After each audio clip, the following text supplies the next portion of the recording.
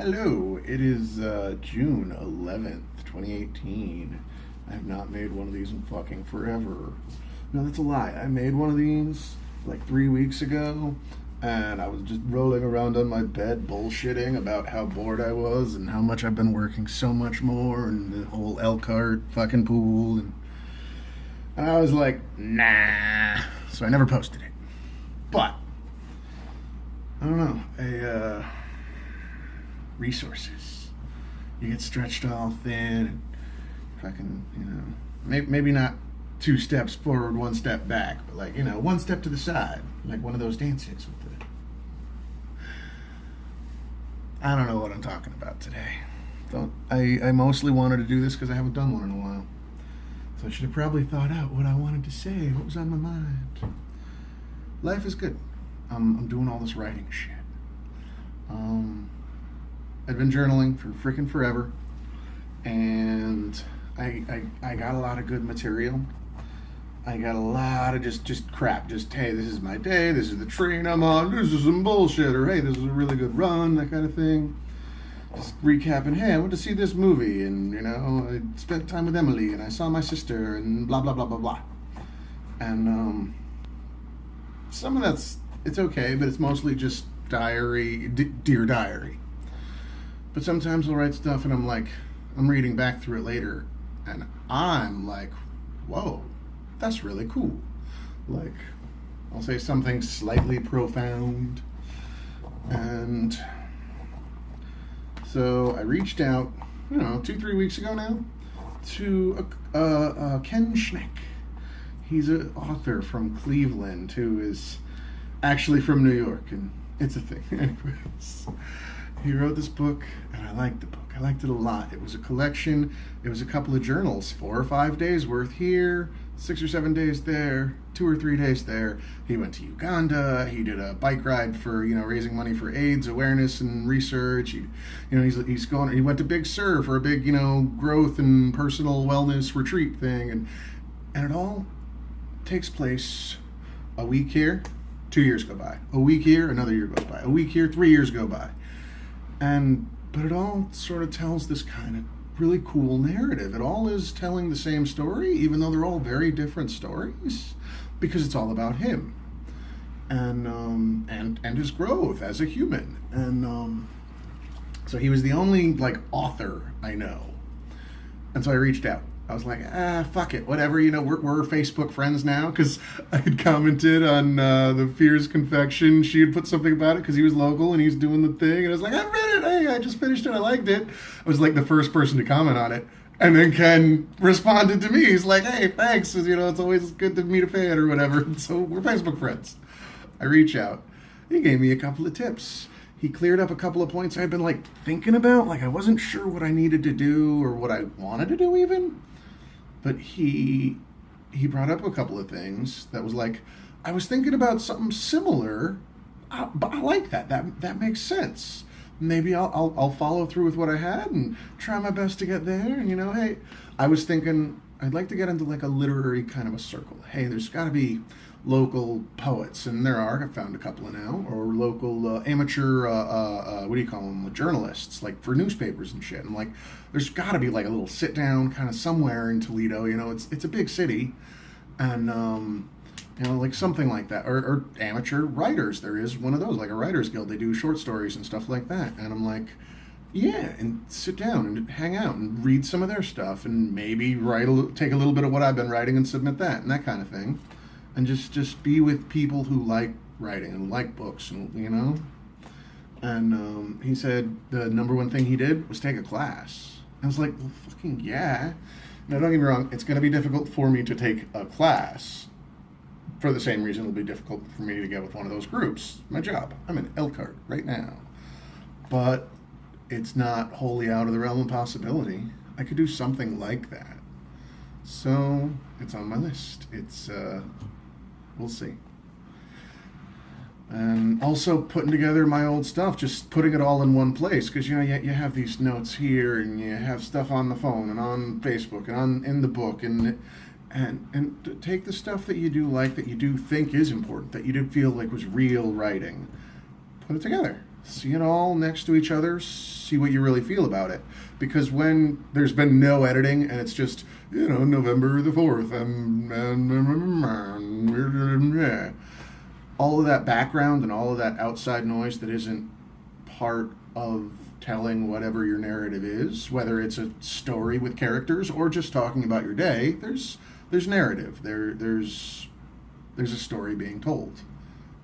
What's part of that story? Get it together, and then see. Oh, well, these are all the different stories. How are they similar? How are they different? How do they, what varies between them that is your style, and things like that. And I've been doing that a lot less than I feel like I should have, but I've been doing it. And I've got 8 or 9 pages from that very first journal, and I've put them all out in my beautiful, pristine handwriting. I don't write that shit on the trains. I wait until I'm somewhere at home or here or wherever, and I sit at a desk, and it's been interesting. It's been nice. A lot of them are a lot shorter than I thought they were. Again, because I'm writing most of this on a train, so big, loopy kind of stuff. And, then you write them all pretty, and you're like, wow, I had 8 sentences. That's half a page on a good day. That's barely 3 paragraphs. 1 paragraph is a sentence long. Things like that. So, but he gave me some pointers, some advice. And having reached out and him actually, gotten back to me, almost immediately, I started thinking, I'm like, I've got to know other people. And so I started thinking through, hey, my Facebook friends, who do I know? You wrote, and hey, you had a thing in a book. You didn't write, but you've submitted a chapter. Hey, you did a poetry thing in the newspaper, months ago. The one girl, Lillian, she's a friend of mine. I met her because she wrote an article in Chroma, the Toledo local, Zine or whatever. Yeah, I know people who write. And so I went around to a couple of different people and hey, can I pick your brain? This is what I'm doing here, and this is what I'm doing here. What was it when you did this? And hey, you did this thing that none of these others had, and what was that like? And I've got people who are pushing me, like Tatiana. She's all about getting published. I'm like, no, writing, bitch, just. And I appreciate, hey, I'll learn a little bit about publishing, self-publishing, or the Amazon stuff, or whatever. That's cool, but no, I'm worried about writing. I don't write. Well, I write, but and you see that confusion? I write. I journal. I try to write a little bit every day. Sometimes I write pages a day. Usually a couple of sentences a day. And I'm trying to get to that point where I'm like, I've been writing with really no aim. Just to do it for fun. It's very therapeutic. It's really nice to have it, as to have it in my life. But I feel like I've been doing it so long, and I've got so much done. And I look back and I read through my old stuff, and I'm like, I feel like I want to start directing this somewhere. I don't know where, but hey, let's pick a path, kind of a thing. And so I asked a bunch of different people, and it's I don't have anything worth publishing. So we're clear. I want to open with that. But I have a couple of things that are worth letting other people read. And that if I put a couple of them together, it might be worthy of a letter to the editor in a newspaper, or a small article at least submitted to some magazine, science, travel, philosophy, whatever. I came across Aeon. It's an online magazine. They wrote a great article about psychopaths, which I have an interest in because I'm pretty sure I'm a psychopath. Just like I'm interested in autism research because I'm pretty sure I'm autistic. When it hits you close to home, you take an interest in these things. But I had it still open in one of my open windows in my phone, and I was reading through it again one day. And so I just hit the link to the main page, and I start scrolling down, and I'm like, all of these headlines and all these articles sound really interesting to me. I would have just accidentally, I would have deleted it or closed the page, never would have found it again. But it was an accident. One day I was reading through some old stuff, and I was like, oh, hey, this is still open. And I opened it, and it's like, oh, wow. They do expressly, it's a magazine, but it's essays. It's not articles. It's scientists' essays on science and politics and governance and math and history and philosophy and religion. And I love it. I love it so much. And so I've been reading through some of those every day. The Feed Your Brain, it's one of those tips. Isaac Asimov says you always be reading about everything. Read some math and some history and some science and some popular culture and some, like get a little everything. And I've been trying. And I have in the last week or two, I've been writing a lot less, which I don't think is a good step in the process, but I've been writing a lot less because I've been feeding my brain. I've been remembering to read the magazines I bring to work. I've been reading the newspaper every single day that I'm in the hotel. They give us the USA Today for free. It's always sitting at the lobby. I always grab one.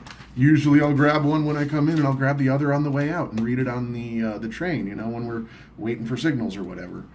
And so I feel like it's just been a shift in resources. You got your energy and your emotional output and your things that your day demands already. So it's like, well, I can't be reading all of this and writing and going through my old writing and recopying. There's only so much time, but also there's only so much interest in a day.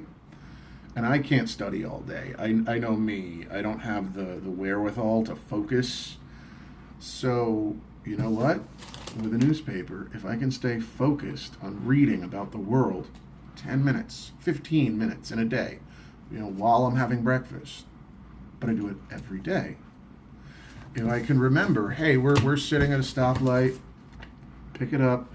I read through whole magazines in one sitting now. I never used to do that shit.